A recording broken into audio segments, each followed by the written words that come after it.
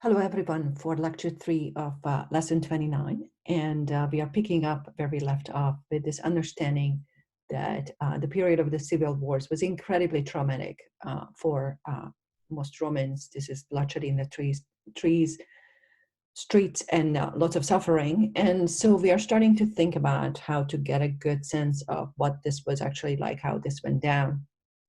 And one of the ways I would like to do this is by starting to think about one particular perspective. And you actually have a handout with the readings on them. This is also, of course, online as identified on the syllabus. But the perspective I want to invoke is, in fact, by a Roman historian by the name of Tacitus, arguably one of the top top three, definitely, historians of ancient Rome. And it's a Roman senator who writes, about at least 40, 50 years after Augustus will have died. And sort of gives us a perspective of how much Augustus, in fact, succeeded in shaping the reception of his rule. And so Tacitus, in his Annals, which is the work that we are going to look at in this section of the class, which was actually written closer to 100 years after Augustus's death, wrote about Augustan rule at the very opening. And so this is what we're going to look at now. And the questions that you should be bringing to this, and I will have some specific questions at the bottom of each little selection, is sort of how does later history look upon Augustus? Is he succeeding in selling this grand narrative about his fated coming and ruling the Roman world, or what's really happening? So let's look at the very opening of Tacitus's Annals, where he sort of sets out the project of writing Roman history. And he says, it opens with saying, Rome at the outset was a city-state under the government of kings. Liberty and the consulate were institutions of Lucius Brutus. So this sounds like also very much a reading of all of Roman history, not unlike how we saw it in Virgil and in other cases, or Livy. And the point is that Rome originally had kings, but then liberty came, right? This is a very familiar narrative in terms of Livy also that we have seen so far. And so he goes through a history sort of super quick. This is your quickest card to remember all of Roman history. Neither Cinna nor Sulla created a lasting despotism. Pompey and Crassus quickly forfeited their power to Caesar, and Lepidus and Antony their sword to Augustus, who under the style of prince gathered beneath his empire a world outworn by civil broils. So what does that mean? Is that the world was exhausted by all this civil conflict. And so he, under this style, or maybe even guise of being the princeps, the first man, not in any way unconstitutional, not a king, right? That's how this happened, right? He says, then Tacitus continues, but while the glories and disasters of the old Roman Commonwealth have been chronicled by famous pens, and intellects of distinctions were not lacking to tell the tale of the Augustan age, until the rising tide of sycophancy deterred them. Now, sycophancy is a bit of a tricky word here, but the point is, who will be the one who tells Augustus that he is a bad ruler, that he has taken too much power, that maybe he should just retire already? Nobody does. Instead, everybody says, you're doing a great job, you're fantastic. It's sort of similar, and there is a reason I'm using this comparison, as you shall see. It's almost like he has his own sort of TV channel that sort of is just arguing that what he's doing is the right thing. And maybe that is the only TV channel, or a pretty powerful one. So that is the situation. And so this is why Tacitus sets up, hence my design, to treat a small part, the end of Augustus's reign, then the principate of Tiberius and its what follows, without anger and without partiality from the motives of which I stand sufficiently removed. So he says, I'm trying to be fair here. And I think what's interesting about this section is that sort of all of Roman history is either we have liberty or we don't. And it kind of sounds like maybe we don't. Interesting. Let's continue. When the killing of Brutus and Cassius had disarmed the Republic. What? Slow down. Section 2 seems to suggest that Brutus and Cassius, when they were killed, the Republic was over. Interesting suggestion, right? So these were the killers of Julius Caesar. And this chronology, this periodization suggests that essentially that was the end of the Republic. 42, battles of Philippi, it's over. When Pompey had been crushed in Sicily and Lepidus thrown aside and Antony slain, even the Julian party was leaderless but for the Caesar. This would be Augustus, who, after laying down his triumviral title, right, remember he used to be a triumvir, and proclaiming himself a simple consul, content with tribunician authority to safeguard the commons, he first consulated the army by gratuities, that's an elegant way of saying cold hard cash, the populace by cheapened corn, elegant way of saying free pizza, and the world by the amenities of peace, right? Everybody was ready for peace. Long civil war, everybody dying. Let's just be in peace. We don't care about freedom anymore. Then step by step began to make his essence and to unite in his own person the functions of the Senate, the magistracy, and the legislature, right? He combines all that, right? The emperor becomes so powerful. He stands for all those traditional powers. And then Tacitus continues. Opposition there was none.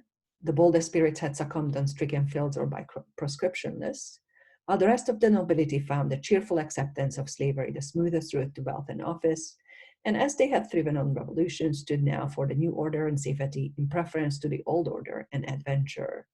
Right, so it says anybody who was really brave was dead, and the rest of them essentially succumbed to slavery. It's a rough word, clearly the opposite of liberty that we have been talking about in the previous paragraph.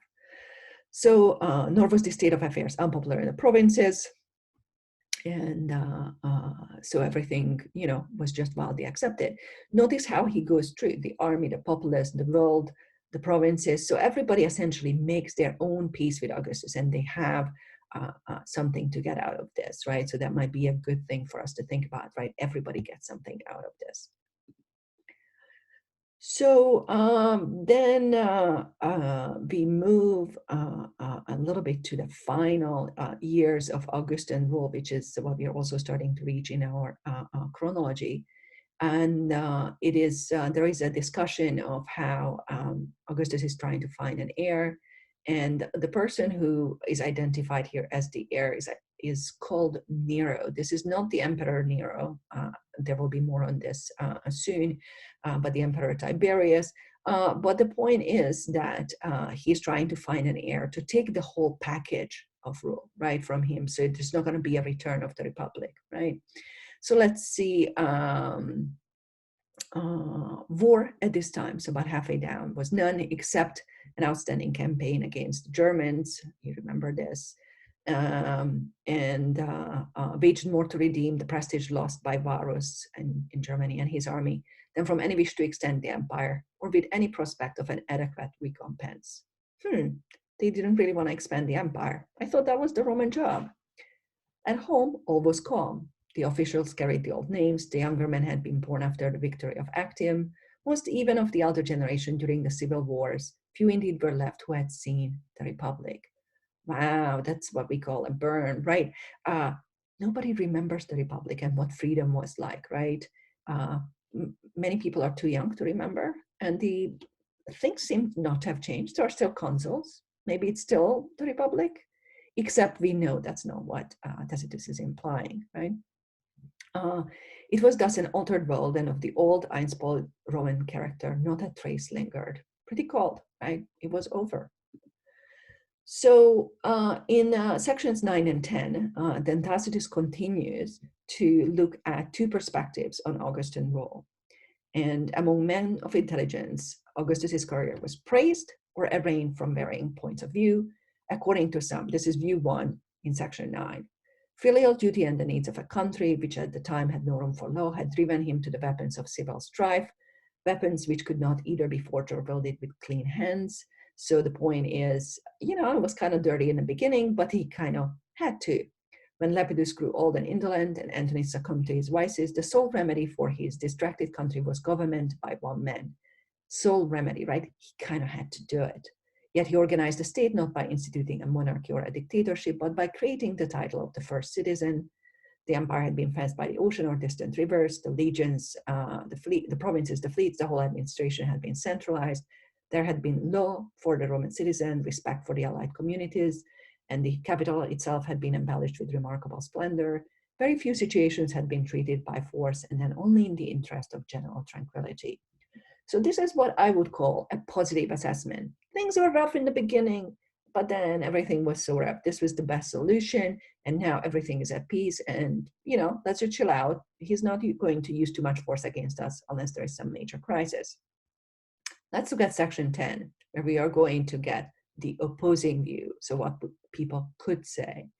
On the other side, it was argued that filial duty and the critical position of the state had been used merely as a cloak, right? It was fake, it was just an excuse. Come to facts, and it was from the lust of dominion that he excited the veterans by his bounties, levied an army, while yet a stripling and a subject, subdued the legions of a consul, and effected a leaning to the Pompeian side. After that, there had been undoubtedly peace, but peace with bloodshed. The disasters of Lollius and Varus, the execution at Rome of Avaro and Egnatius and Iulus. And the point about these is that, in fact, there was peace, but there was bloodshed. And he doesn't just mean the military losses, but also that there were some Roman members of the elite, Avaro and Egnatius and Iulus, who were killed by Augustus because they were found to be conspiring against him. His domestic adventures were not spared, so there's a lot of talk about his wife Livia, whom Augustus married while she was pregnant with the child of another man. And ultimately, this is, let's turn to religion. He had left small room for the worship of heaven, Augustus did, when he claimed to be himself adored in temples and in the image of Godhead by flamens, that is a certain kind of priest, and by priests. Even in the adoption of Tiberius to succeed him, his motive had been neither personal affection nor regard for the state. Essentially, he just wants to have a verse comparison. So what Tacitus seems to suggest in the second view, and one trick about ancient rhetoric, that if they are presenting you with two views, because everybody is listening, they're not looking and writing, and they're like, well, do I like the first more or the second one? But you remember the second one better, right? And so this is implied here that Tacitus would probably think that this was what was more closer to the reality of what was happening, right? So that all this Augustan language about victory and fatedness essentially was used as an excuse. And in fact, it was the lust of dominion. He wanted to rule. That's what he wanted. He wanted singular power. That's what was going on. And so we get now to the end of a number of classes in which we've deeply engaged with Augustus and Augustan role. And so I want to present you with the two major scholarly perspectives on what people today, scholars like myself, think about Augustus. And here is one that was actually written in 1939, which, if you have done any world history, know is the first year, the beginning of the Second World War, where a famous Roman historian, Sir Ronald Syme, argued about these matters. And so in a Europe traumatized by the Spanish Civil War, Hitler, Stalin, Mussolini, it took Syme little more than 2 years to complete what remains the greatest single book of ancient history written in the 20th century. Augustus, previously seen as a visionary and paternal ruler, or a good headmaster, firm and serene, became in Syme's vision the thuggish leader of a faction, could otherwise be regarded as a Duce, a Führer, a gangland capo, who eliminated his enemies, rewarded his friends, and established a new regime. Thus, Syme used chapter titles like Dux and the First March on Rome. His chapter on political catchwords reflect a deep and Tacitian, so this would be connected to Tacitus, distrust of the political use of high-minded language. He set out his argument in the beginning of the book that the new government of Augustus was the work of fraud and bloodshed, based on the seizure of power and the redistribution of property by a revolutionary leader, right? So essentially, Syme was the first one who really pushed back against sort of the Augustan narrative and said, no, no, no. What happened was instead something that was essentially an abduction of the Roman state by Augustus, and by a man who in fact was very partial to his friends and eliminated his enemies. And that was what happened. So this was 1939, and now we can move to a few decades later, or about 50 years later, when another scholar, the German Paul Zanker, wrote another book called The Power of Images in the Age of Augustus. And he's actually an art historian, and it's a rather striking book that really tries to get to the Augustan message by considering not just sort of verbal language, but also visual language. And he suggested the following, and this is actually a direct quote from a book, not just a description of the book. At the same time as his restoration of the Republic and the creation of his new political style, Augustus also set in motion a program to quote unquote heal Roman society. So the principal themes were renewal of religion and custom, virtus and the honor of the Roman people. Never before had a new ruler implemented such a far-reaching cultural program, so effectively embodied in visual imagery, and it has seldom happened since, right? So the point is that he suggests that, in fact, there was a hope here of healing, right, for this traumatized Rome. And towards the bottom here, Zanker suggested that there was no master plan outlining some sort of a propaganda campaign for the revival of Rome. Much happened as of its own accord once the princeps had shown the way and taken the first steps.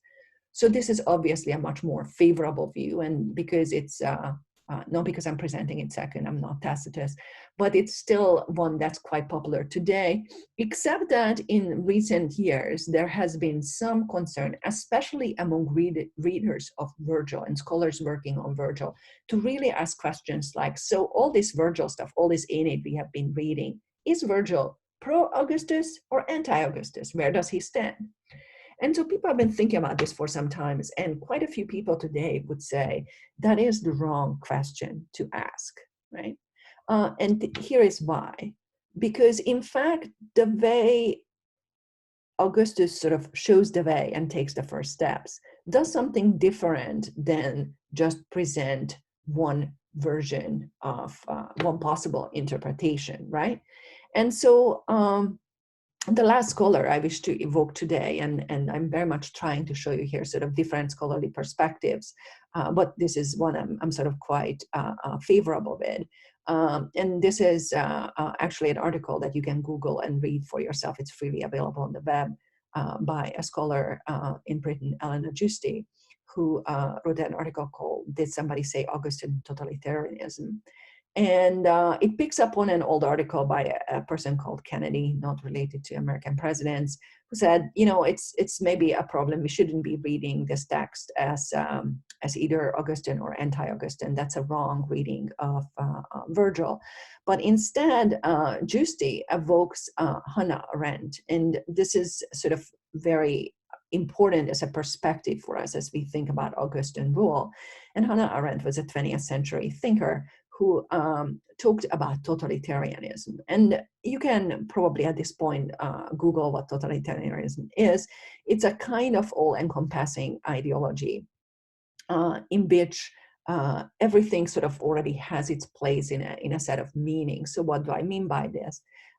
This is a quote here from Hannah Arendt. The ideal subject of totalitarianism is people for whom the distinction between fact and fiction, true and false, no longer exists. That's sort of one way of thinking about it. Very evocative language there, obviously. But another way of thinking about this would be to say something along the lines of totalitarianism, if there was such a thing under the rule of Augustus, and some people would say yes, there was such a thing. For example, Elena Giusti would argue for that, would say that what Augustus succeeds in achieving, that in the moment that all of history essentially is meant to lead to Augustus, that you may argue with like, okay, maybe Dido, that story didn't exactly work that way. But if you do so, right, if you say, oh no, we didn't have the war with Carthage because of this Dido-Aeneas thing, you're still engaging with this larger fantasy that the line from Aeneas to Augustus is a sort of a direct one, right? So it's not so much, even when you challenge sort of the little details, it's very hard to challenge the grand narrative that Augustus is awesome and that he is the best thing that has ever happened and it was meant to happen because that's what has been set up ever since Aeneas has left Troy.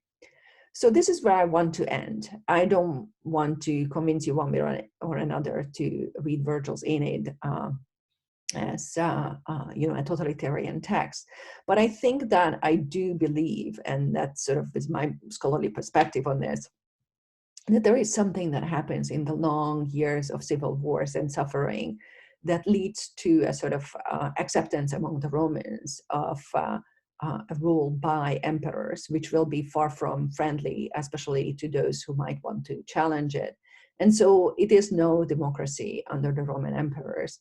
And as we will look into how this story continues, we will have to keep an eye on how much suffering that actually causes, and how, although it seemed like a good way to get to peace for a traumatized late Republican Rome, it might not have been quite worth the price in terms of how much liberty was lost.